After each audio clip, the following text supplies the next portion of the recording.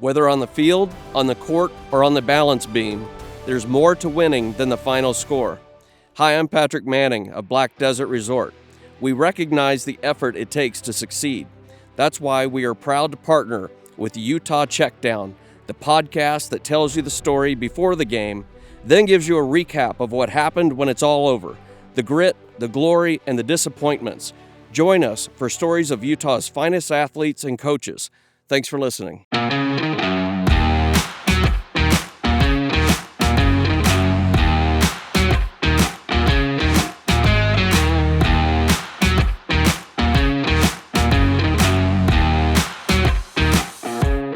You're listening to the Utah Checkdown Podcast.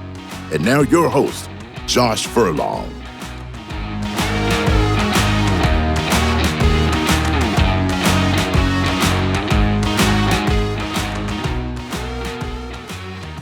Welcome back to another edition of the Utah Checkdown Podcast. I am Josh Furlong. Happy to be back with you again this week. Delayed it a little bit this week just because there were some things happening on the Hill that I wanted to make sure that we got some clarification on before we talked about it and making sure that everything was okay that way. So we're coming at you today on a Wednesday and lots to talk about, obviously, at the University of Utah. So let's jump into it, but first, before we do that, let me tell you about our partners. At Black Desert Resort, you can truly indulge in luxury your way. Whether you choose a sleek studio or an expansive 4-bedroom suite, you're just moments away from teeing off on a championship golf course. Savoring top-tier dining, relaxing poolside, or exploring the rugged beauty of southern Utah. Whatever thrill you seek, it's right outside your door. Your journey awaits at blackdesertresort.com. Get lost and find luxury. All right, so this week we're getting closer to the end of the college football season. It's wild to say that because it's January 8th. The football season doesn't even end until January 20th, which is even more wild. But this is the new world that we live in. Hopefully that they can get that fixed a little bit so that it doesn't go too far into January. It doesn't make a lot of sense for collegiate sports. Especially as, for example, a team like Utah, which has been outside of playing football for the last month-ish, that they're already starting their winter workouts and, are back to school and all that kind of stuff. So you do have two semifinal games this week. You have the Orange Bowl, which is Penn State versus Notre Dame on January 9th. And then you have the Cotton Bowl on, Ohio State versus Texas on January 10th. So should be pretty entertaining games. I know there's the narrative about the SEC, and the only SEC team left is Texas, and this is their first year in the SEC. So they're a borrowed Big 12 team that obviously did well in the SEC. So really fascinating. Really curious to see how this goes. I think we're going to see more conversations about this, but I think this was a good situation for all of college football to be able to have it play out this way.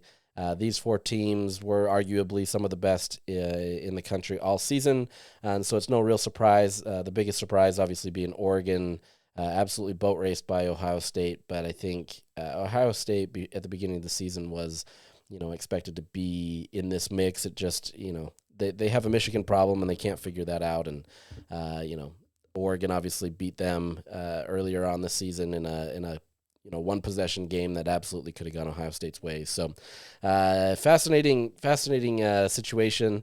I think these games are really exciting, and I look forward to watching them. And then we get the championship game on January 20th. So still a ways out. But look, this isn't a national podcast, so I'm not going to be getting too far into that. Just kind of laying the landscape of things. So another NCAA related thing.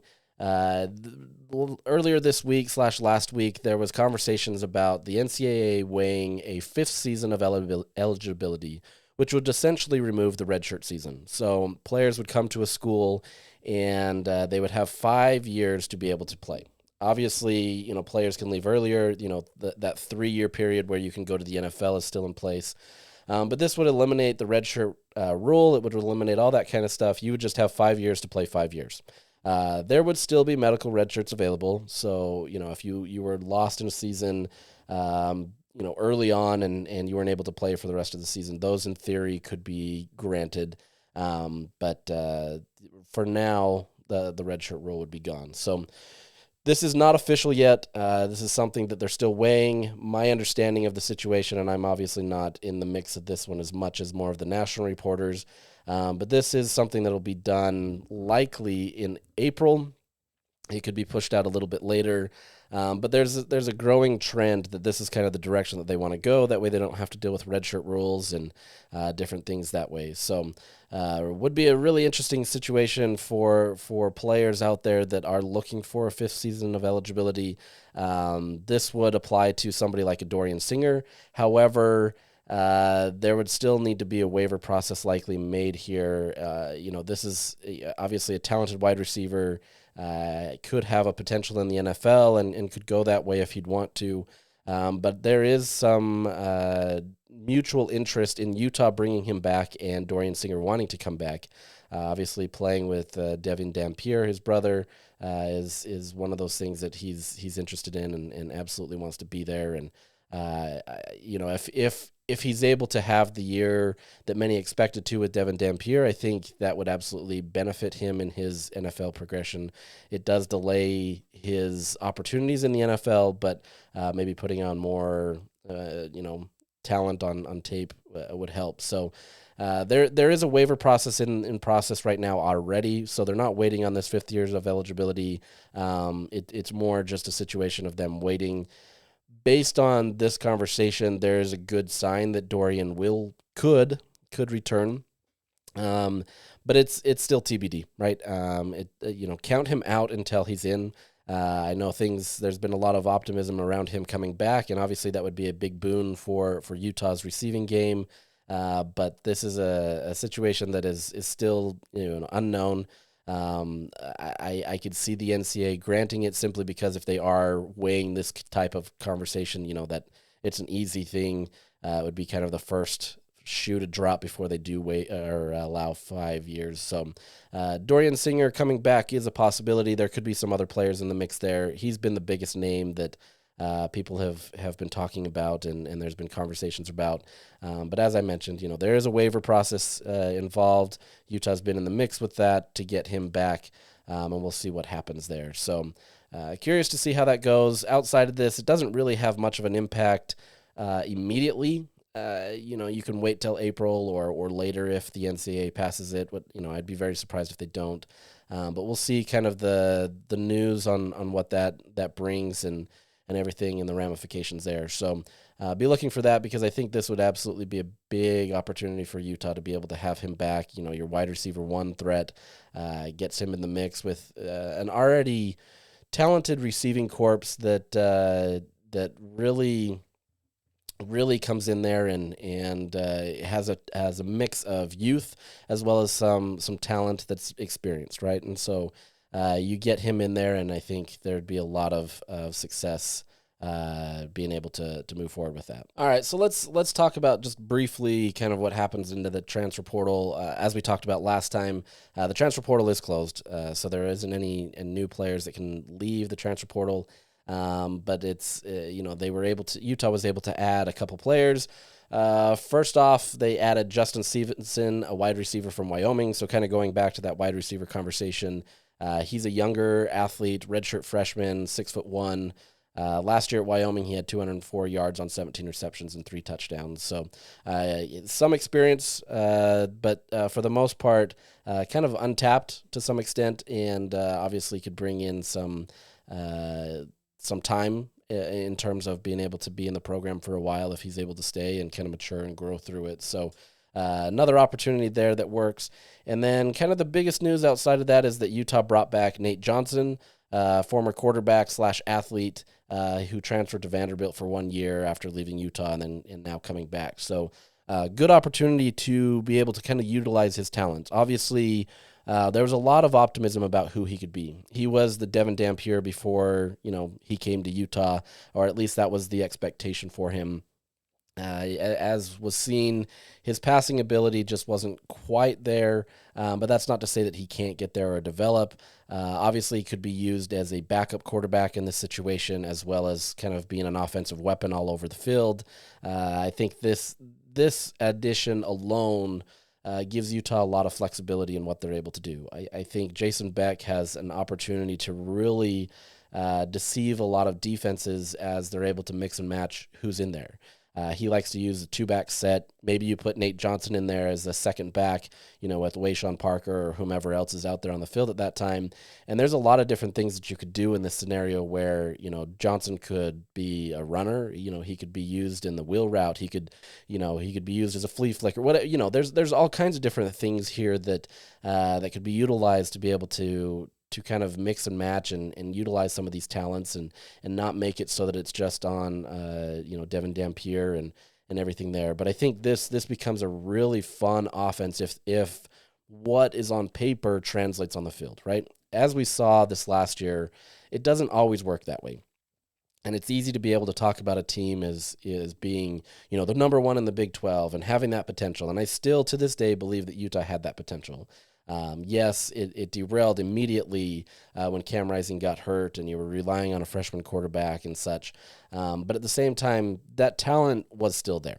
It just didn't maximize and it didn't kind of materialize in the way that it needed to. So, curious to see how these things continue to translate from what Utah picked up in the portal and puts on paper and what actually takes place on the field. Yes, we'll get a glimpse of this in spring, but any more of these are watered down. You're not going to get a lot of stuff.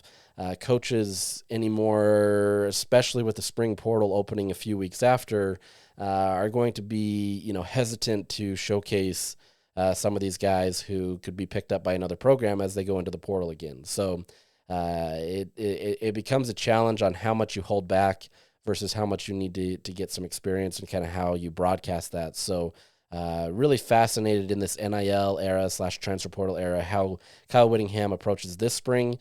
Last spring, he dialed it back, quite a bit. However, there were a lot of people that were, on injury counts or different things that made them, keep them out. This year, I'm curious to see if they'll do that based on the transfer portal or whatever that may be. But regardless, you've got a lot of talent that could be mixed and matched and utilized in much different ways than Utah has really kind of toyed with over the last few years. At the same time, this is still a Kyle Whittingham run program.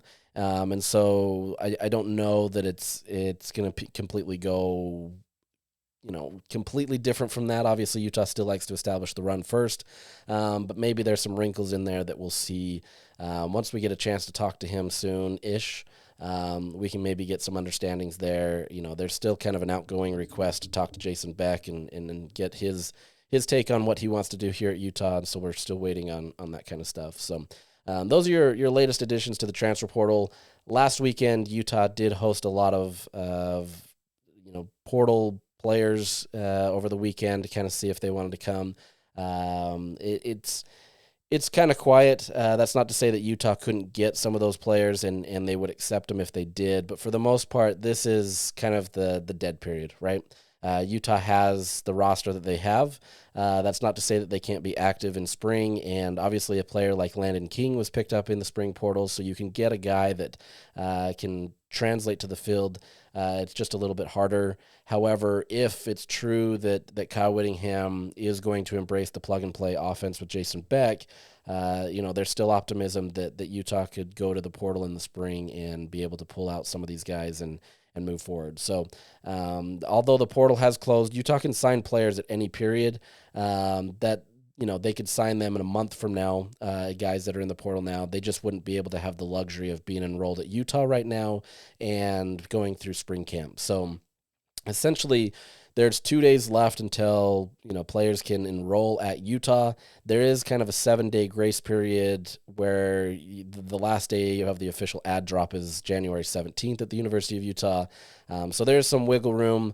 But for the most part, the players that are already on campus are the ones that are going to be here for spring, and anybody else is either going to come in the fall or whatever that may be. So don't be surprised if there is some portal additions, but I wouldn't expect them more than anything. So you've got essentially the team that you're working with, and I think Utah's done well, right? Like I think they've done well to add to their roster. They've rebuilt an entire roster, especially on the offensive side of the ball. Obviously, you're bringing in a star quarterback. You're bringing in a star running back. You've brought in a ton of talent in the wide receivers. You've rebuilt a running back room. You've rebuilt a quarterback room. You've done a lot to be able to rebuild that. But on top of that, you kept your entire offensive line, essentially. And so you've got a lot of consistency there, which matters a ton. And so you get that consistency of an offensive line, which obviously needs to take some steps up. Your two tackles, Spencer Fano and Caleb Lomu, cement that line and are phenomenal assets to be able to have. And so to build on that and to be able to continue to work there is great. You also have consistency with Dampier moving in with Jason Beck. Obviously understands his system and what that's able to provide. So you've got some consistency that way. And now it's just kind of gelling in this winter period. If you follow Utah football on Twitter or any social platform, you can see that they're busy going through their conditioning and going through the different things to be able to get them ready for the next year. So long way to go, obviously, until fall. But Utah's all in on 2025 right now. They're focused on that, and so the roster that they have is going to be there. So that's it for now, essentially, on the football side of things. There hasn't been much more, and obviously it's kind of just a wait and see until we kind of get some spring stuff. So I'm sure there will be some things that pop up, but for the most part, within reason, this podcast is probably going to transition fully to basketball and gymnastics for the next little bit. But there's still obviously things going on with football. There's still conversations I'm trying to have and official conversations that I want to be able to get so that we can talk to Whittingham or the offensive coordinator or different things that way. So we'll see what we can get there. So, this weekend was kind of an interesting weekend for me. So we had a gymnastics meet, the first gymnastics meet of the season on Friday, and then we had a men's basketball game on Saturday at the Huntsman Center. And I just kind of got, this has happened before, so it's not like this is just a new thing to me. But the Huntsman Center vibes were interesting to me. You go Friday night to a gymnastics meet. It's the season opener, and so obviously there's excitement that way. It's against an opponent in Utah State, which their gymnastics has improved over the years, but it's still not the powerhouse that, a UCLA or some of these other teams in Oklahoma, LSU, when they would come to town, that attracts, right? It's not even some of the higher level Pac-12 teams of the last few years that come in. And so, I was personally expecting kind of more of a smaller crowd coming there, but the Huntsman Center was packed, right? It wasn't a sellout, but it was rumored to be around 11,000, and it was a great atmosphere. And anybody that has been to a gymnastics meet understands what I'm talking about. These have a lot of energy. There's not any dead periods, even though there's a lot of periods where everybody's just sitting around waiting for the gymnast to do stuff. There's always something going on, and there's a vibe in that arena where everything is kind of heightened, right? There's excitement, fans are excited, things are going on, and then when the gymnasts perform, there's a ton of excitement, and it doesn't matter, which team is performing. When Utah State does something well, the fans will still clap. That's the difference of gymnastics versus other sports. But there's just this immediate vibe when you walk into that arena where everybody is engaged to that. Compare that with the men's basketball game, and there's obviously a lot of complaints that we can have about that, and I'll get into it. But it was really fascinating to come in where 15 minutes before tip-off, the stadium, the arena is essentially empty. There's fans in there, and they're kind of milling around the arena and everything. Most of them outside in the concourse, but for the most part, it's dead, and it's a completely different vibe. And so, it got me thinking of why is this? Obviously I understand the results on the court haven't been exceptional, right? We'll get into that more, but I think it's been an interesting situation where if Utah wants to continue to build this, they need to borrow something from gymnastics. They need to be able to get fans out, but how do you do that? Right? Gymnastics has had obviously tremendous success, sustained success. And so there is some, buy-in that way. But for the most part, men's basketball has had that as well. Obviously the last few years it hasn't, but it just feels like this general apathy around that. And I don't have any solutions to that. Obviously, you need more investment from the athletic department, and you need more investments from fans, and you need more investments from, donors to be able to embrace, college basketball and different things there. So it's a combination or a collection of things that need to happen, and it's not just one thing.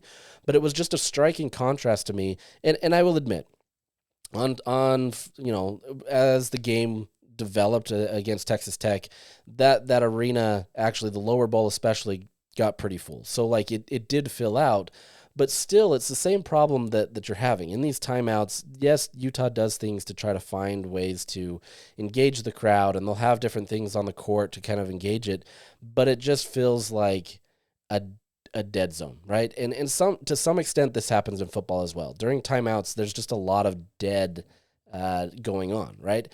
Whereas in gymnastics, they're able to fill the void of that. And part of that was Greg Marsden wanting to make these events, right? He wanted to be able to build something where it became an atmosphere where you were just excited to be there the entire time. And he and the athletic department have done a tremendous job of being able to build that. And obviously that's transcended, to now Carly Dockendorf is taking over the program. So like I said, I don't really have a point from that, but I think it's been just a fascinating thing to kind of move forward with, right? You look at this, how do you continue to build fan involvement or engagement? Are there ticket sales that you can do? And last year we got a chance to talk to somebody in the athletic department related to that, and they tried to kind of explain some of their conversations that they have. It's not an easy process because they're trying to figure out things that work. But at the same time, I have seen the sentiment on Twitter or on other social platforms of fans that just aren't having a ton of fun at these environments. I think the ones that do go have fun, like my kids will come to these basketball games all the time because they're cheap tickets and they love basketball and they want to come. And so they have a fun opportunity to be able to go there while I'm working. They provide a distraction to me outside that I have to deal with. That's another issue, but that's. You can have fun, but I think that's the next level for basketball specifically. Where can they take it to that next level where you want people to come in there? Quite honestly, like you go into that arena at times and, there's not a lot of concession stands open and there's not a lot of things open, and it becomes a challenge for fans to want to go there when you don't have a lot of options. If I go there and my only options are a hot dog and popcorn, which, it's standard concessions, I get that. You've got to have options. But at the same time, not having fans there, a lot of these places are losing money by opening. Chick-fil-A or Jersey Mike's is now up there.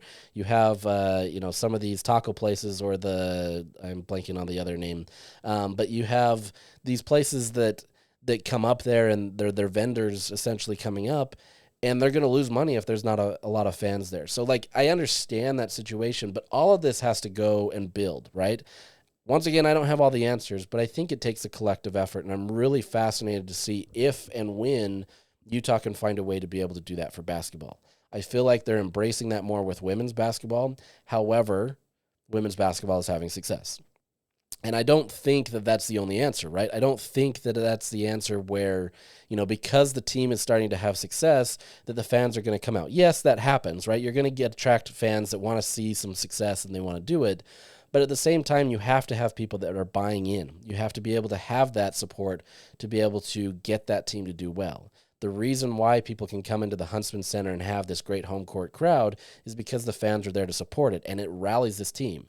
You talk to any one of these players, and they want fan support, right? They want them to be able to be there, because when there's moments that are tough, and every basketball game is going to have a tough moment, you need a support system to be able to help you.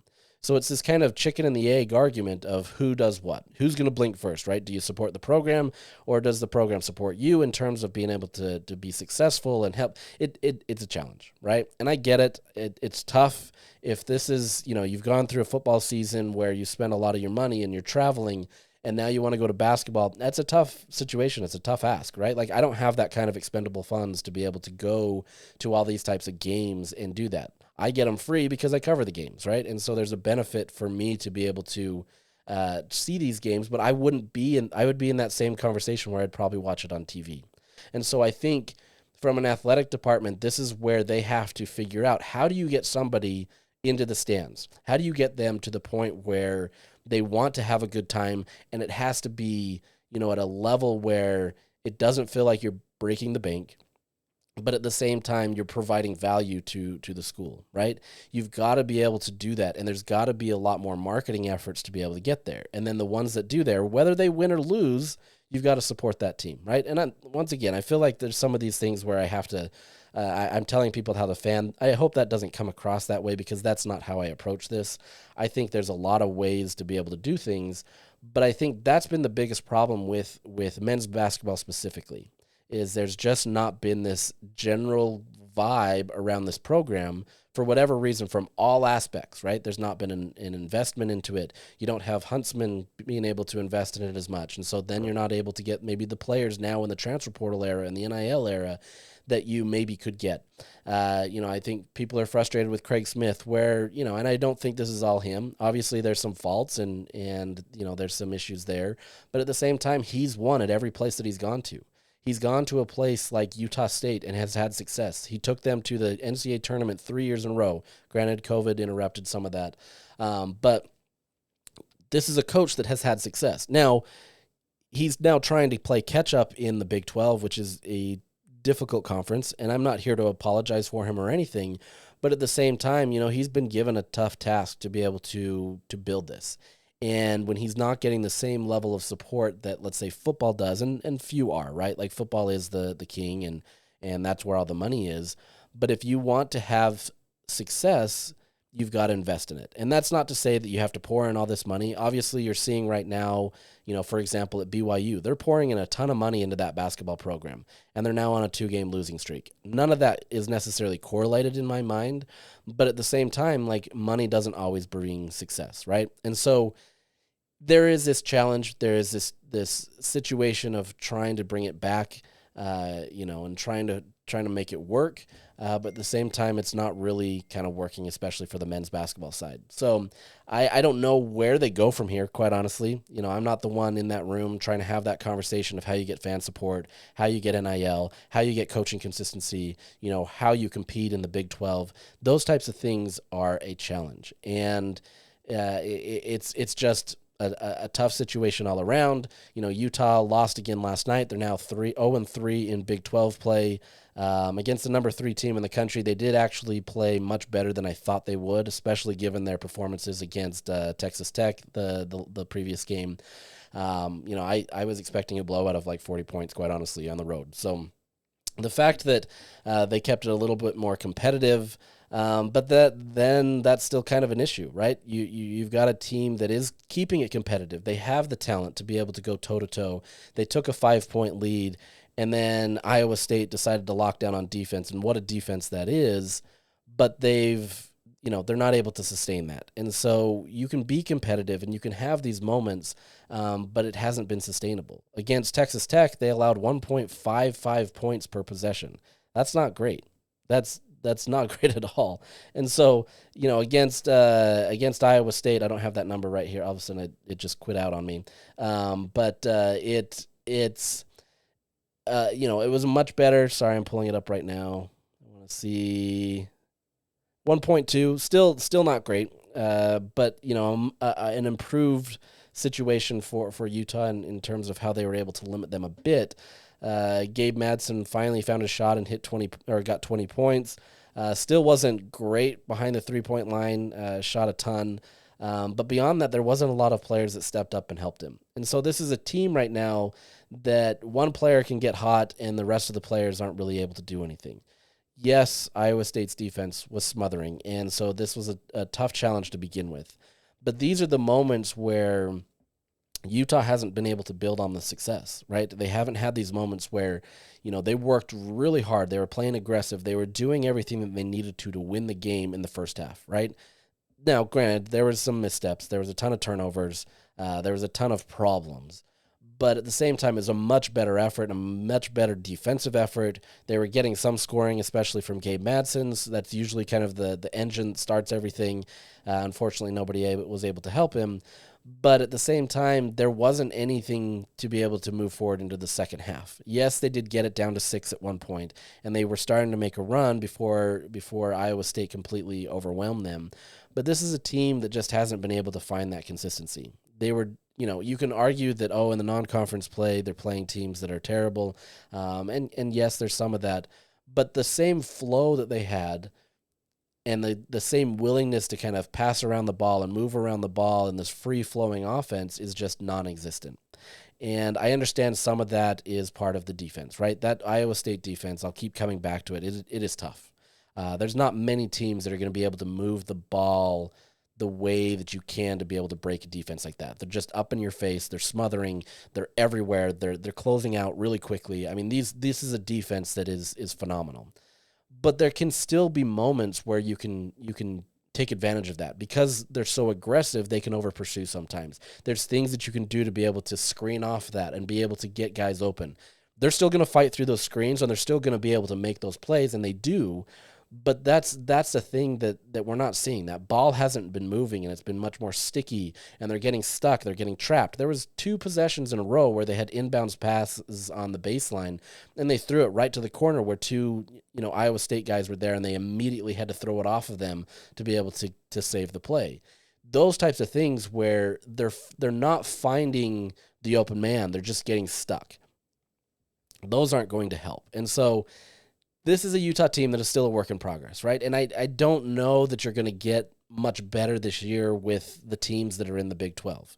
Yes, you're going to play some teams that are going to be more down, and you've got Oklahoma State coming up that, in theory should be a team that if you can play competitively, you can win.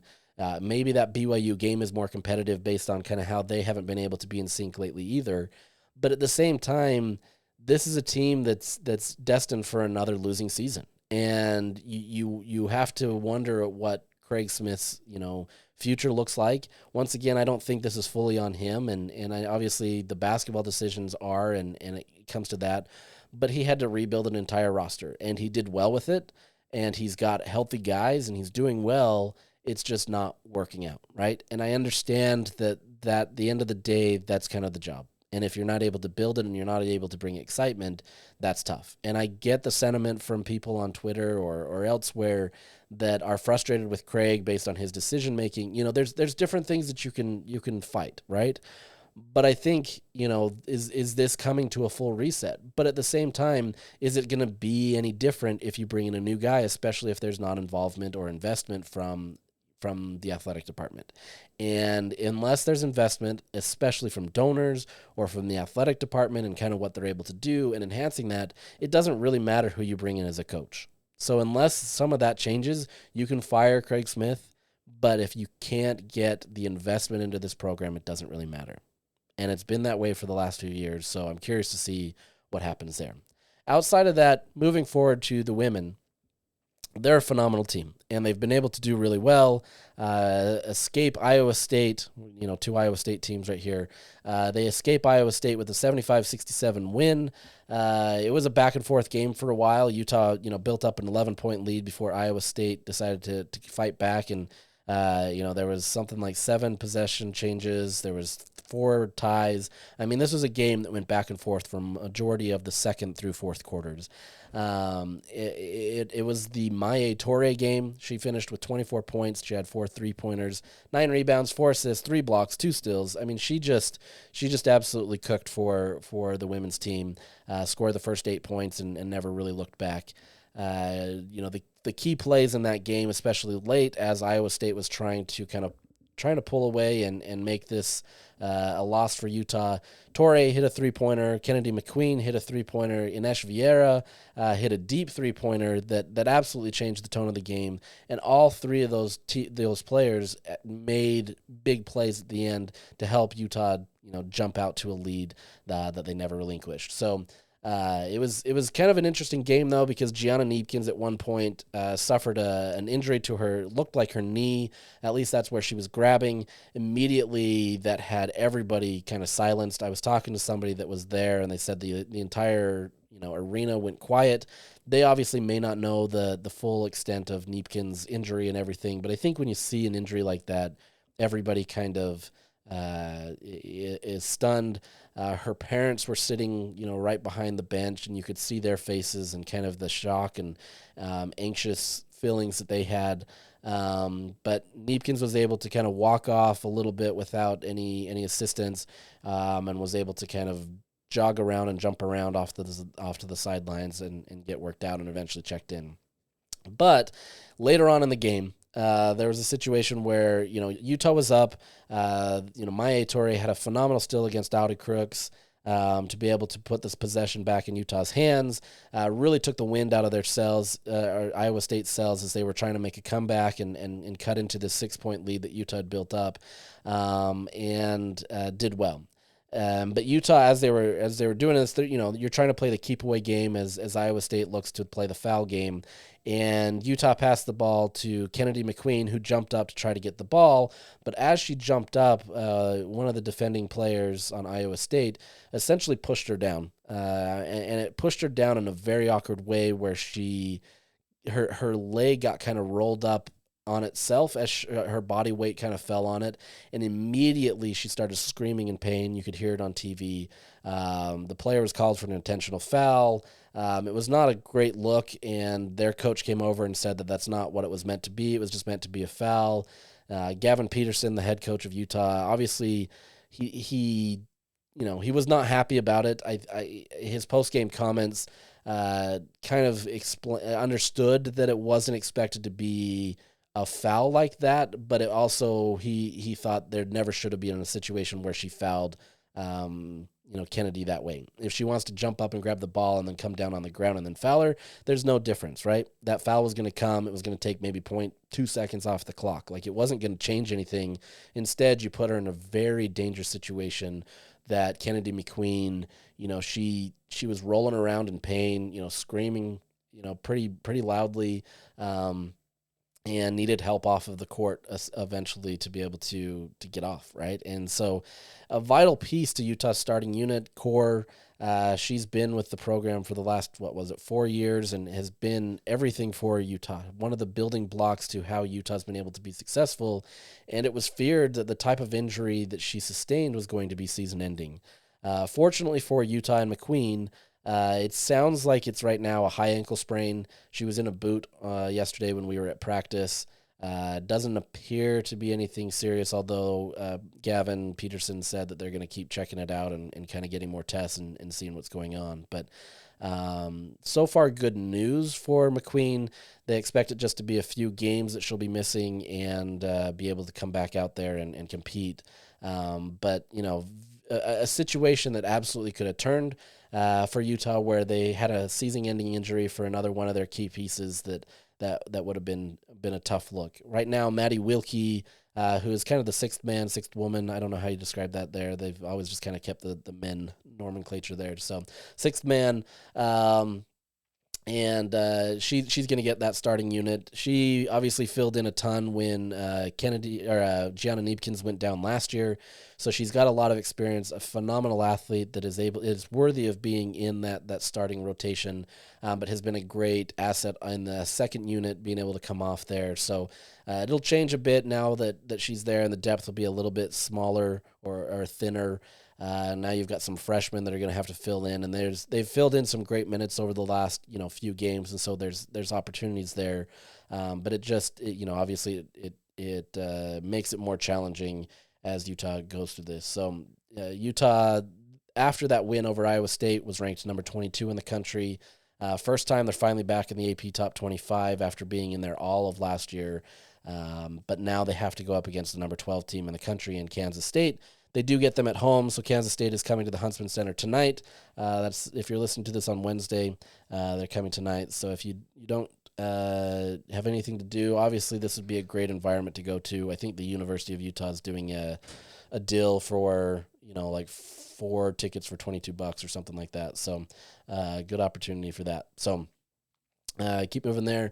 One fascinating thing with the women's team, though, is they have 3 players on this coveted list in basketball. So in basketball, field goal percentage, 3-point percentage, and free throw percentage is something that is obviously tracked a ton. And the stat line of 50, 40, 90, so 50% field goal percentage, 40% three-point percentage, and 90% free throw percentage is one of the toughest things to be able to do in college basketball. It's one of those stat lines that, if you can do that shows kind of the efficiency as a player that you have. And there's this Twitter user, Skim Milky. I don't know anything about this person, but I've seen it moved around all over Twitter the last few days.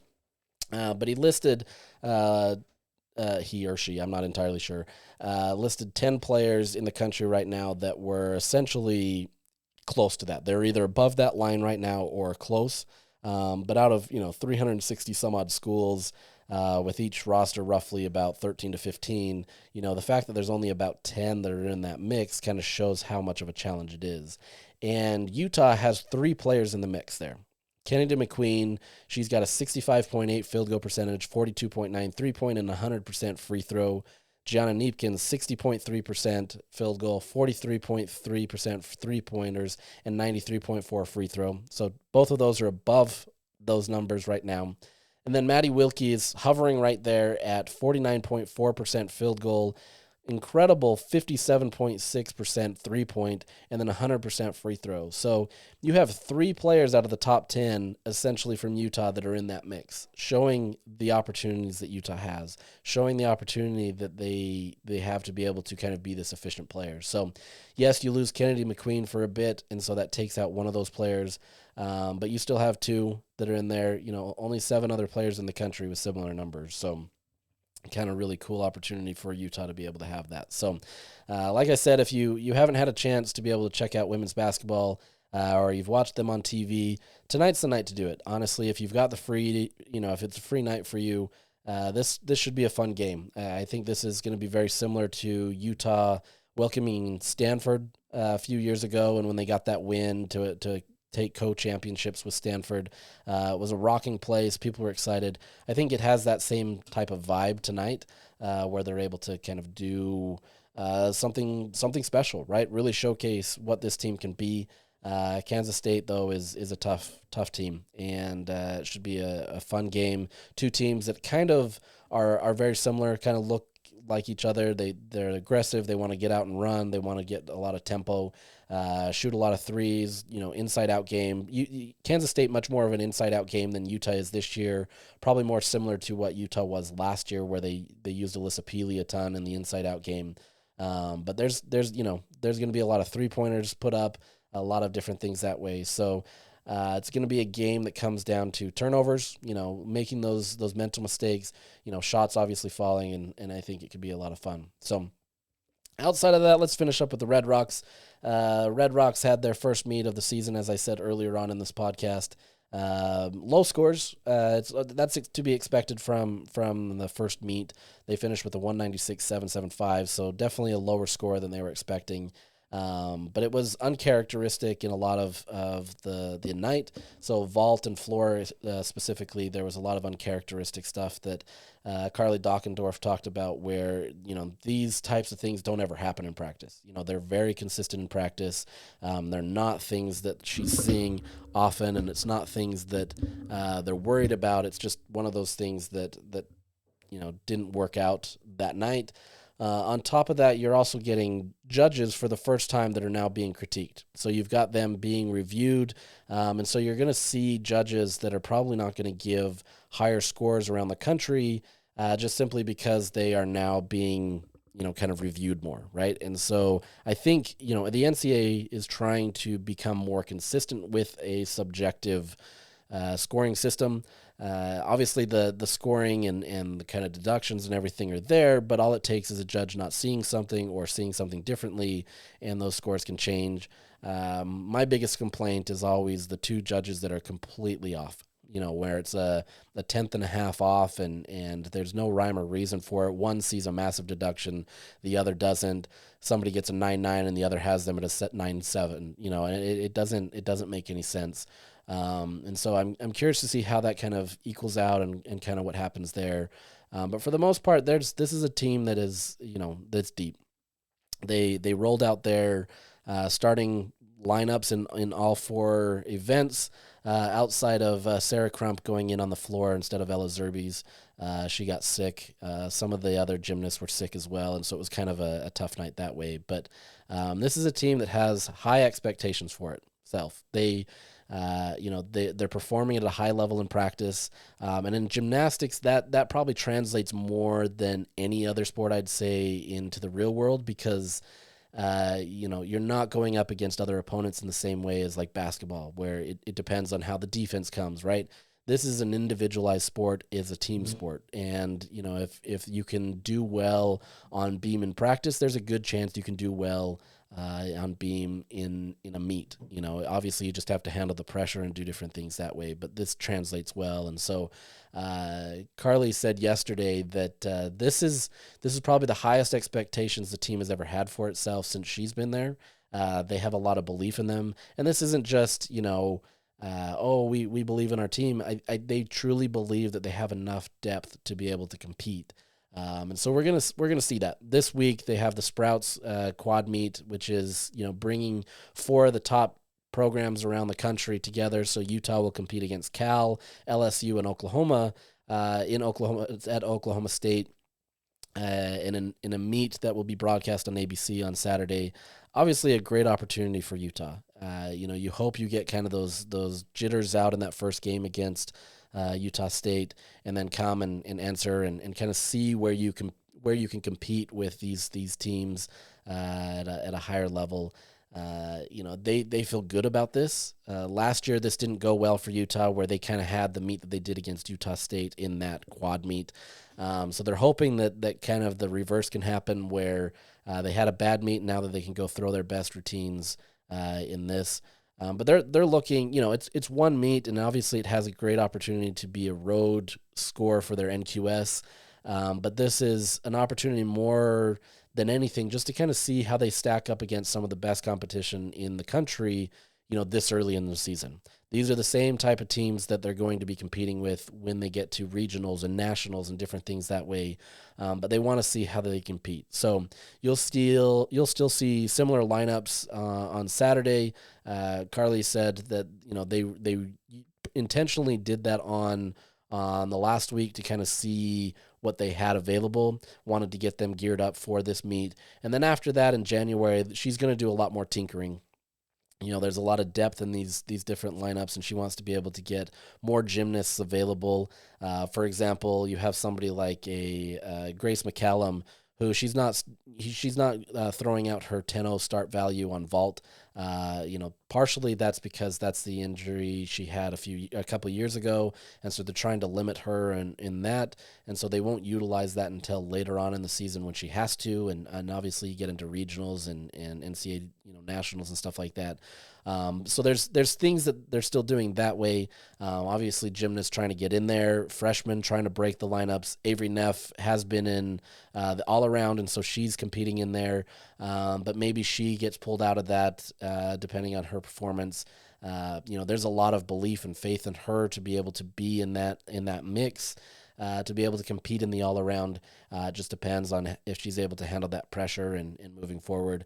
Had obviously some uncharacteristic missteps on Friday last week that weren't honestly present in the Red Rocks preview. I think it's just pressure, and obviously some things that just it just happens. And so that'll be fascinating to watch. Phenomenal talent. But this is a Red Rocks team that, has the potential to be able to win a national championship this year. But everything has to continue to go right for them. They've got to continue to build. So I'm really curious to see how that goes. So that'll be it for today. We'll try to get back next week. I am having surgery next week, and I don't know what that'll impact me. I'll have surgery Monday, and we'll see how that impacts me. So I don't know if I'll be able to sit up here and do what I need to. But if I do, I'll try to get back there. If not, we'll catch you the week after and give you an update on everything that's going on. Thank you for listening. Please hit me up on any social medias or on emails, jfurlong@ksl.com. If you have any questions, suggestions, whatever it may be, and I hope I can answer that or help you here.